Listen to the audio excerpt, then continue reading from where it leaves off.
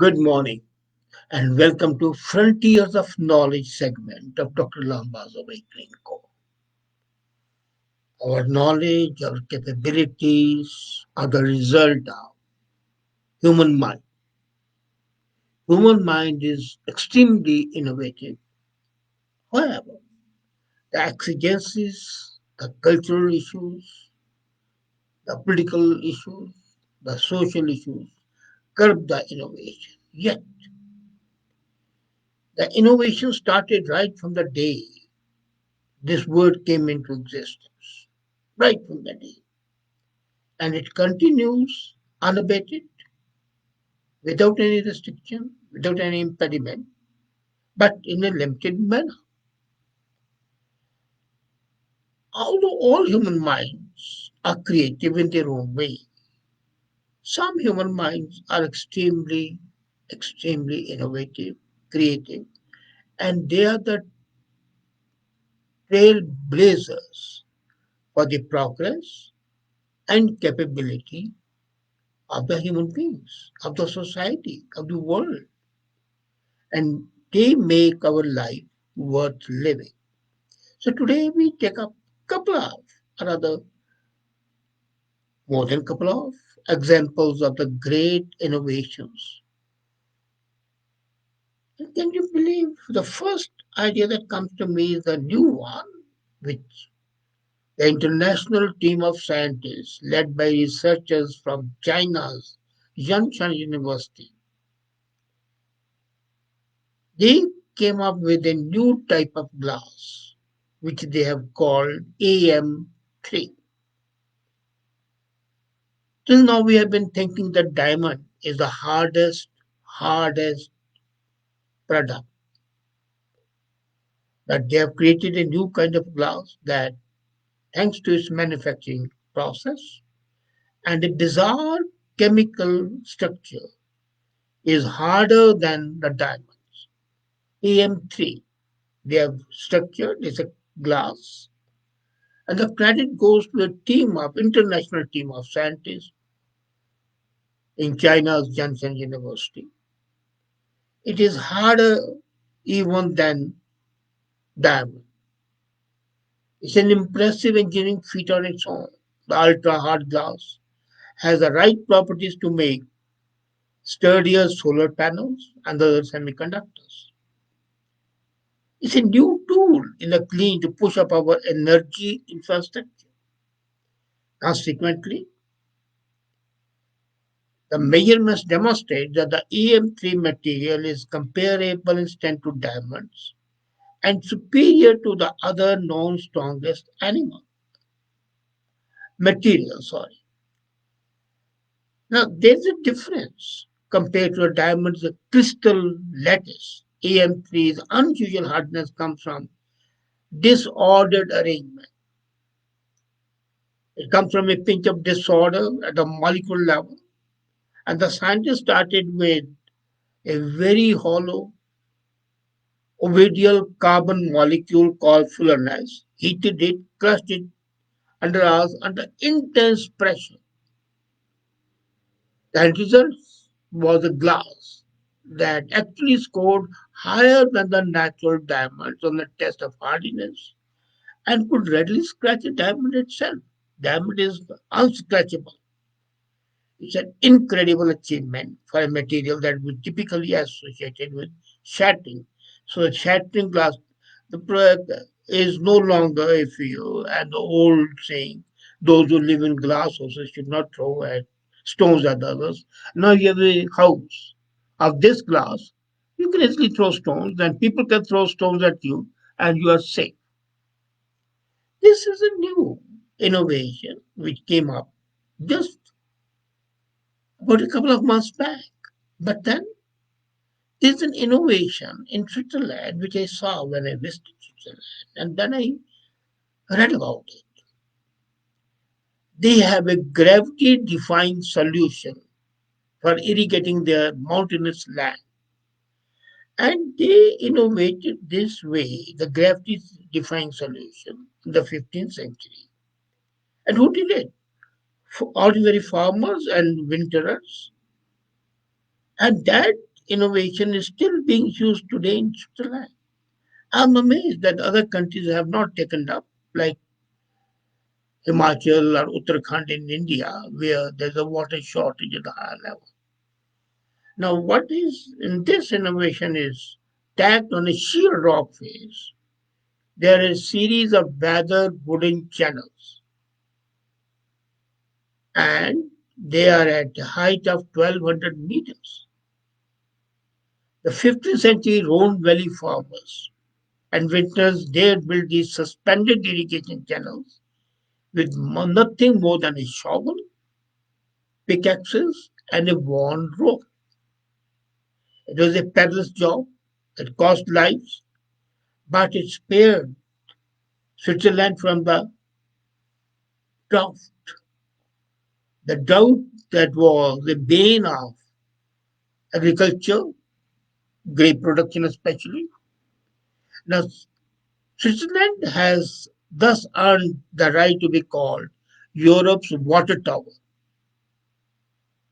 But there was still, till this innovation came into being, drought, bordering Italy on the south and France to the west. The L-shaped region stretches mighty from Madron to Lake Geneva. Now, what happened was there are 70 type varieties of apricot, grapes, and others. It's a hugely fertile land thanks to this, and this is the home of all wines basically. But there were 4,000 plus meter high peaks, and that is where endemic varieties of the grapes like Bouvier, Grand, Amigi, they are grown. So how to water them? So although Switzerland is surrounded by wettest mountain, the sun-scorched glacier-carved region received just 500 ml of rain. There will be huge rain outside this area. So the gravity-defying abysses were formed. They diverted the glacier meltwater from the mountain streams to the parched pastures. To this date, 200 such gravity-defying abysses, they call them abysses, they are basically irrigation channels. There are 200 of them. Their length is 1800 kilometers and they supply 80% of the irrigated land. And this channel is just ranges from zero point 0.5 meter to 2 meter in breadth, and in some places the hollowed tree trunks are used as irrigation channels. But this is something new. And as I said, 1200 meters above the sea level, the 15th century hanging channels were built specifically to capture glacial water before it went to waste. When I visited it, it was a stifling hot day in May, and I watched in disbelief at a lit broach launched. And they launched a 5 kilogram iron plate into the air, plunged into a small channel of water. This is an old practice called ZETI. It diverts water temporarily to flood the farmer's land by the runoff. So they throw it, it falls there, and then an irrigation channel is built. And minutes earlier, I saw the sluice gates being opened. So the whole area was basically flooded with water. That was a requirement. And then they withdrew that base, that ZETI, what they call it.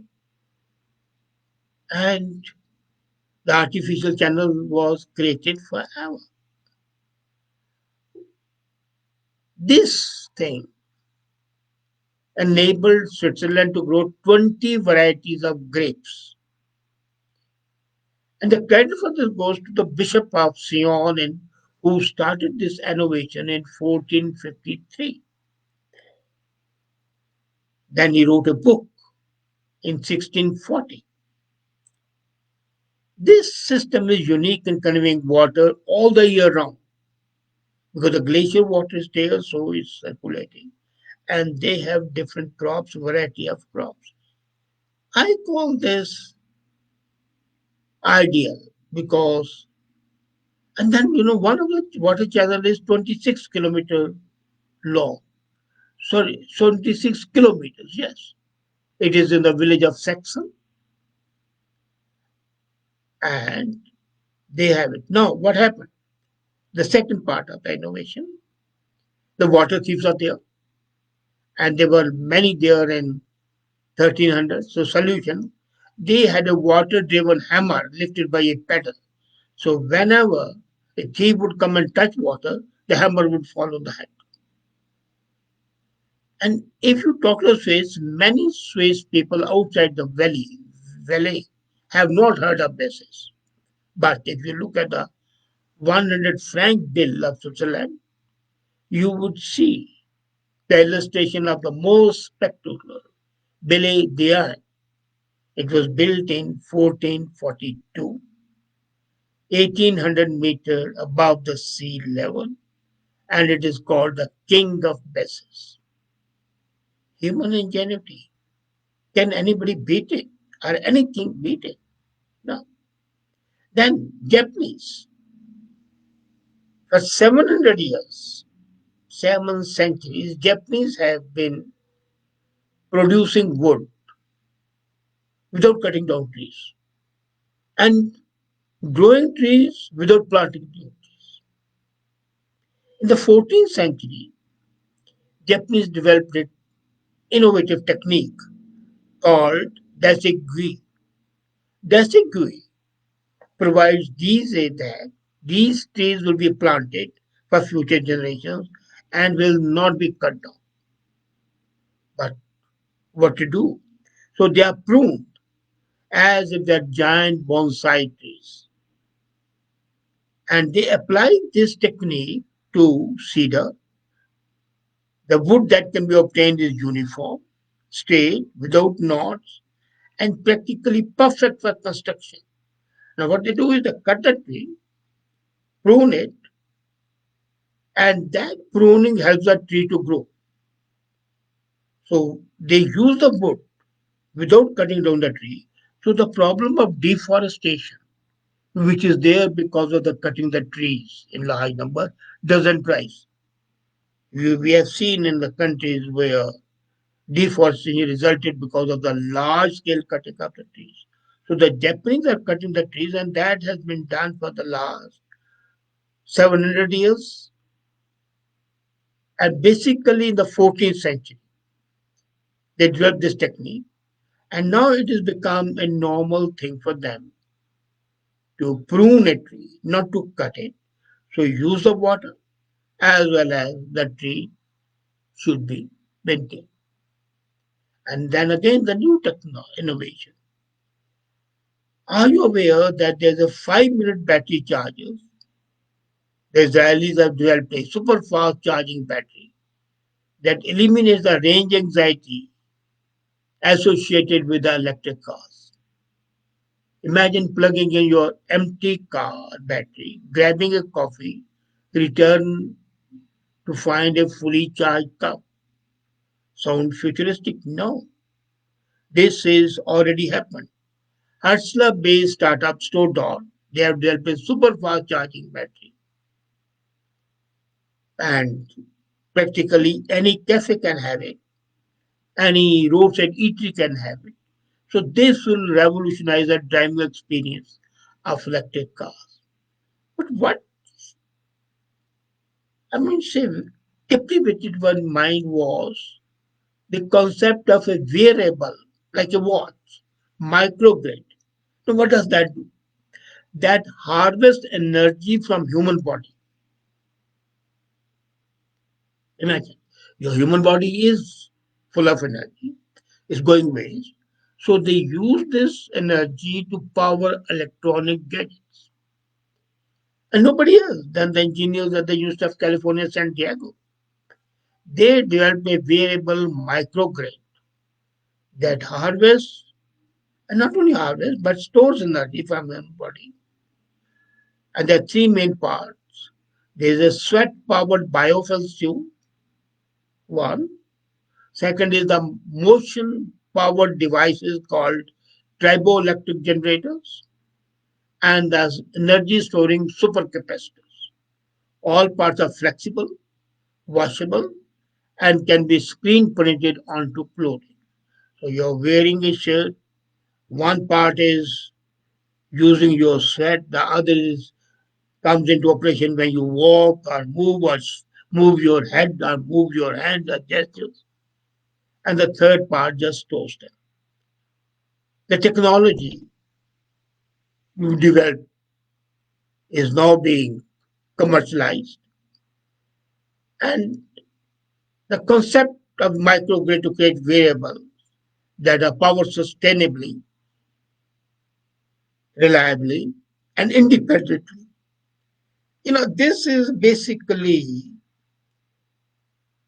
a microcosm of the city microgrid integrating a variety of local renewable power sources like wind and solar.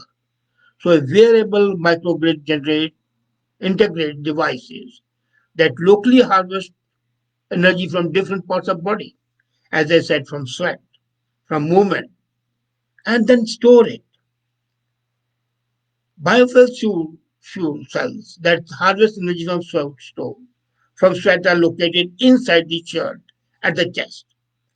Devices that convert energy from movement into electricity called triboelectric generate are positioned outside the vest, on the forearms, on the sides of the torso near the waist. They harvest energy from the swinging of the arms against the torso while walking and running. Supercapacitors outside the shirt, on the chest, store energy from both devices and then discharge it to power small electronics. And the turboelectric generators provide power right away as soon as you start moving, but before breaking a sweat. Once you start sweating, the biofuel cells come into operation. So nothing goes waste. No action of human body goes waste and generates energy. What a fantastic, innovative concept. Wow. So this shows the innovation, the creativity of the human mind that is sustaining the world and making it progress. The sort of progress we could never have been there had our minds not been creative. So, has here creativity, here innovation, and these examples too I've taken from the old times, and about three from the new times, and they're all excellent examples of the innovation of the human mind. Thank you.